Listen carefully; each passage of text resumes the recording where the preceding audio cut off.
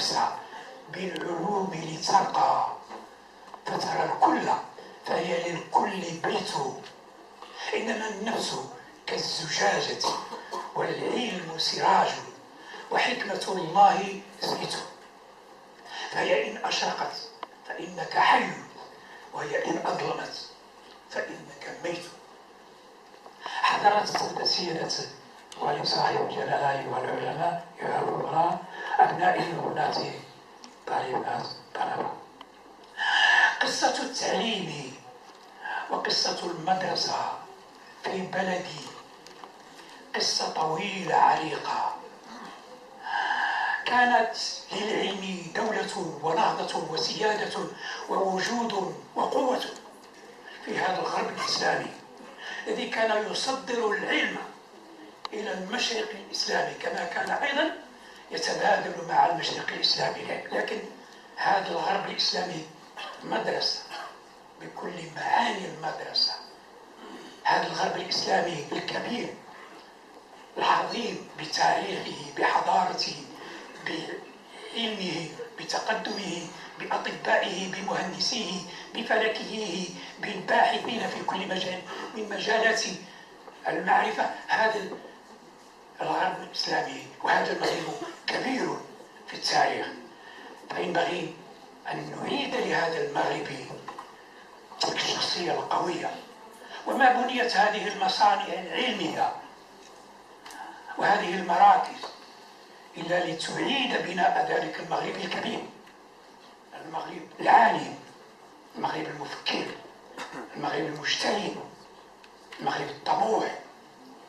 وها نحن نرى حركة ولي أمرنا اليوم يبحث أيضا عن هذه العظمة، يبحث عنها هنا ويبحث عنها فيما حول هذا المغرب، يبحث عن هذه العظمة التي ربما وقع شيء من التفريط فيها.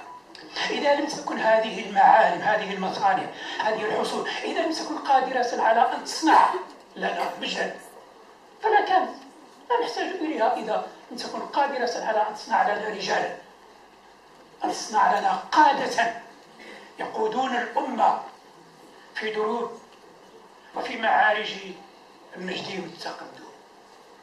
هذه هي وظيفة هذه المصانع التي أنفق عليها الشعب وينفق عليها، وسخر لها رجالا مؤطرين معلمين مدبرين ليصنعوا ذلك الإنسان الذي نطمح إليه.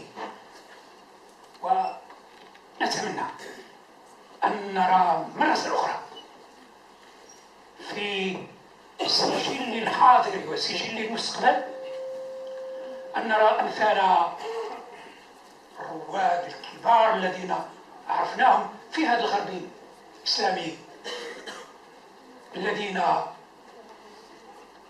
ميزوا وتميزوا وتفوقوا وتألقوا في كل أشكال المعرفة، في كل ما يحتاج إليه الإنسان في دينه ودنياه. نحب أن نرى أيضا صورا جديدة فيكم وفيكن، لابن رشد ولابن زور ولابن طفيل ولابن باجة ولابن عبد البر وللباجي وحتى ابن حزم وللقاضي عياض ولأمثالهم من السابقين ومن الحاضرين من مشايخنا الكبار. نريد أيضا أن يظهر فينا أمثال علي الفاسي والمكي الناصري وعبد الله قنون ورحال الفاروقي وأمثالهم من الذين عرفناهم ودرسناهم. نريد أن نتمنى أن نشاهد هذه الصور مرة أخرى، وأن نشاهد هذه المؤسسات تنتج لنا هؤلاء الرجال وتصنع لنا هؤلاء الرجال والنساء. لما أقول رجال لا أقصد ذكور، ولكن أنا أقصد فحولة العلم، وفحولة العلم تكون في المرأة وتكون في الرجل على حد سواء. قصة العلم إذا في بلدي في وطن قديمة عريقة مجيدة ينبغي أن نتذكرها. وإذا لم تكن هذه المؤسسات العلمية ابتدائية وثانوية وإعدادية وجامعية، إذا لم تكن قادرة على أن تذكرنا بهذا الماضي وتبين لنا تاريخنا وحضارتنا ووجودنا وقوتنا، فلا كانت. بقي أن نبحث عن ذلك في الجهات التي يمكن أن نحصل فيها على هذا. لكن نحن نعلم أن أهلنا ورجال هذه المؤسسات هذه المصانع كلهم عزم وحزم على أن يريدوا بناء هذه الأمة على أساس ما قامت عليه في عهد الكبار، في عهد الأمجاد، في عهد الرواد الكبار. حضرات السادة، إن تعليمنا كان يسير، ولكن الأمة وهي تسير في معارج التاريخ يمكنها أن يقع لها ما يقع لكل الذين يتحركون، يقع لها عطب. في انتظار إصلاح العطب ينبغي التذكير دائما بأننا كنا أصحاء، لم نكن معطوبين، كنا أقوياء، كنا أصحاء. يمكن مرت على المغرب فترة اختلطت فيها ثقافتنا الأصيلة، اختلط فيها وجودنا الحضاري، وجودنا الفكري، وجودنا المعنوي بشيء طارئ. وربما بعد ذلك، بعد أن أشرقت شمس الاستقلال، بدأ أهلنا يبحثون عن أنفسهم في ثنايا الماضي، في ثنايا التاريخ، يبحثون عن قوته، يبحثون عن معناه. أن الإنسان إذا لم يكن مالكا لرصيده لإرثه وإنما يستعمل إرث غيره، فهذا إنسان لا يشعر بوجوده. وجود الإنسان الحقيقي إنما يكون بما ملكه من إرثه الحقيقي الذي صنعه أسلافه وصنعه أجداده. لا بأس أن نأخذ من الآخرين ما يساعدنا على أن نسترجع أنفاسنا ونبني قوتنا من جديد. أما أن نعتبر ما يفعله الناس هو يكفي، فهذا لا أظن أن سلفنا وأن تاريخنا وأن حضارتنا وأن وجودنا وأن مجدنا يرضى عن ذلك أبدا. إن كبرياء المغرب لا يرضى عن أبنائه إلا أن يكونوا هم الذين يصنعون أمجادهم بأنفسهم واعتمادا على أنفسهم وبعبقريتهم. وفي هذا البلد عبقريات، وفي هذا البلد قوة فكرية. سمعنا قصة إصلاح التعليم منذ مدة طويلة، والناس يبحثون عن إصلاح هذه السفينة من الأعطاب التي وقعت فيها. كم سمعنا عن مناظرة فلان، عن مناظرة كذا، عن بعض كذا، وكل تلك المناظرات وكل تلك الاجتهادات وكل تلك المحاولات إلى الآن لم تقدم لنا ما نحن في حاجة إليه. صحيح إن لنا رجالا الحمد لله يسيرون مؤسساتنا، عندنا وزراءنا، عندنا من يدبر شؤوننا الإدارية وشؤوننا الاقتصادية ولكن طموحنا هو أكبر من ذلك. نحن نريد أن نكون نحب أن يأخذ منا الناس، لا أن نأخذ من الناس بقدر ما نحتاج إليه، ولكن طموحنا هو أن نكون مصدرين. وإن رائد بلدنا وقائد سفينتنا عندما ذهب إلى إفريقيا حمل معه أشياء من سنن بلدي، هي من إنتاج فكري بلدي. فعندنا إصلاحات بحمد الله، إصلاحات تسير في الاتجاه الصحيح إن شاء الله، ولكن العمدة على هذا الإنسان. في فترة من فترات تاريخنا التربوي والتعليمي وفي فترة من فترات مدرستنا كانت الثقافة الأخرى أرادت أن تمحو ثقافة المغرب، أن تمحوها من الوجود لتستنبت مكانها جذور ثقافة وأعراف التقاليد ومفاهيم أخرى. ولكن في فترة ربما تتذكرونها أيضا قام المخلصون في هذا البلد، قام المخلصون في هذا المغرب، انتفضوا وأسسوا مدارس، أسسوا مدارس هي المدارس الحرة، مدارس حرة. وعندما أقول المدارس الحرة لا أقصد بها التعليم الخاص، لا. المدارس الحرة هي ناشئة عن غيرة، عن قيمة ساكنة في عمق الإنسان تحركت هذه الغيرة وقامت ببناء مؤسسات لحماية الوجود المعنوي والوجود اللساني للأمة. أمة بدون لسان ليست أمة، أمة تعتمد على ألسنة غيرها. طيب، مطالبون بأن نعرف كل أشؤون الدنيا، كل لسان هو في الحقيقة إنسان، ولا بد أن يكون لهذا الإنسان الذي عنده آلاف الألسنة لا بد أن يكون له لسانه هو، لسانه هو، وأن لا يعتمد على ألسنة غيره فقط. تلك ألسنة مستعارة، وكل معار لا بد أن يرجع إلى أصله. أما ما تملكه أنت فهو لا يستطيع أحد أن ينتزعه منك. فقام المخلصون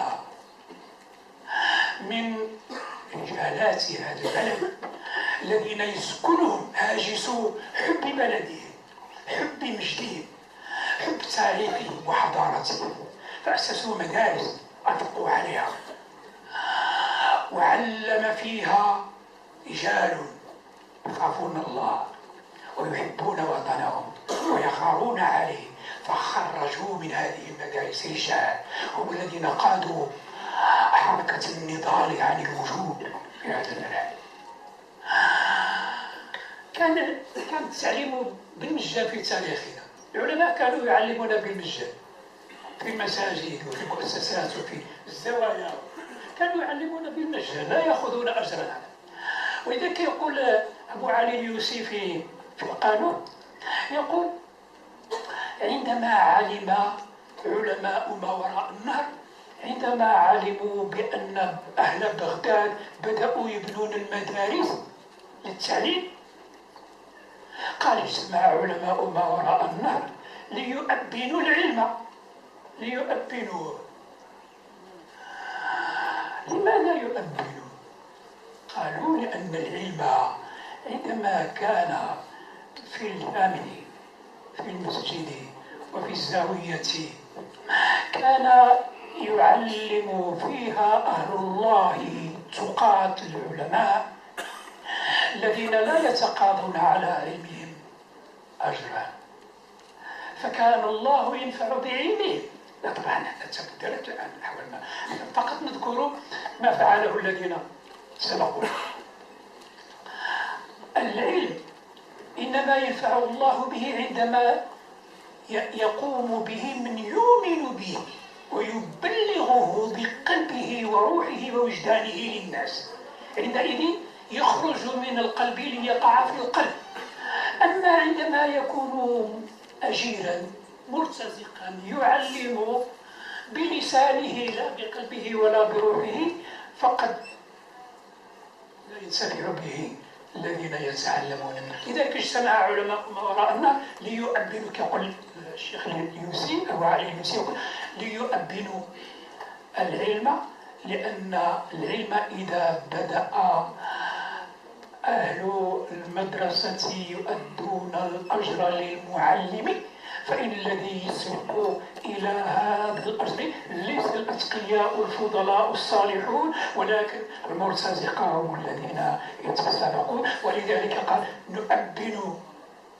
أنا لا أقول بأن أهلنا عندنا بحمد الله أساتذة في هذا المستوى العظيم، عندنا معلمين نعتز بهم ونفاخر ونضرب بهم المثل، ولذلك بقي العلم وبقيت الفائدة، وإن هذا البلد سيبقى إن شاء الله حاضنا لأهل الفضل ولأهل الغيرة.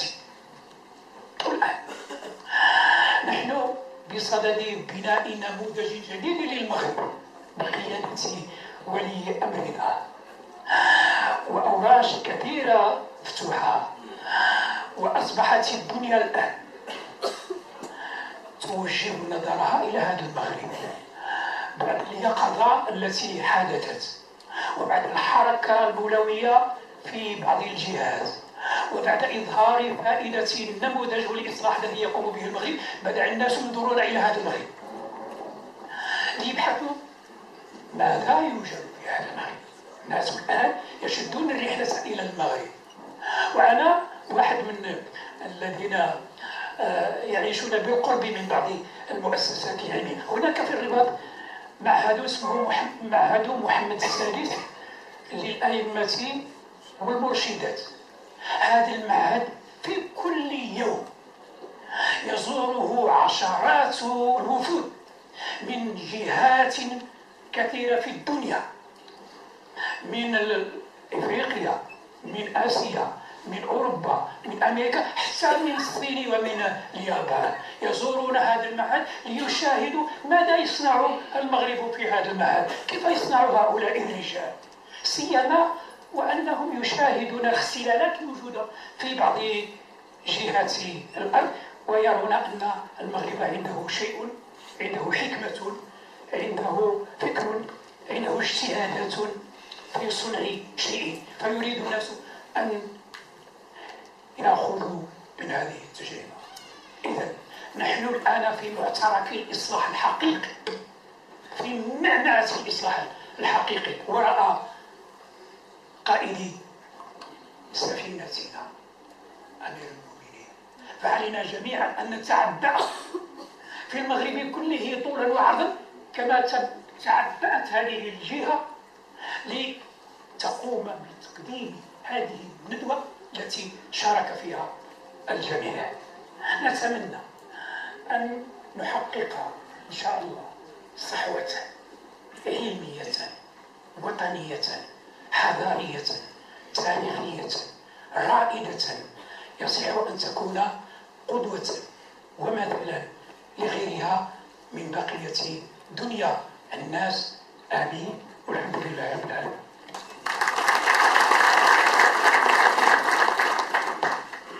شكرا جزيلا فضيلة السيد العام على كلمته الماتعة التقريرية والتوجيهية في هذا الملتقى، والتي تضمنت من المعاني والدلالات واللطائف يعني ما أمتعنا، فجزاه الله خيرا. مباشرة مع كلمة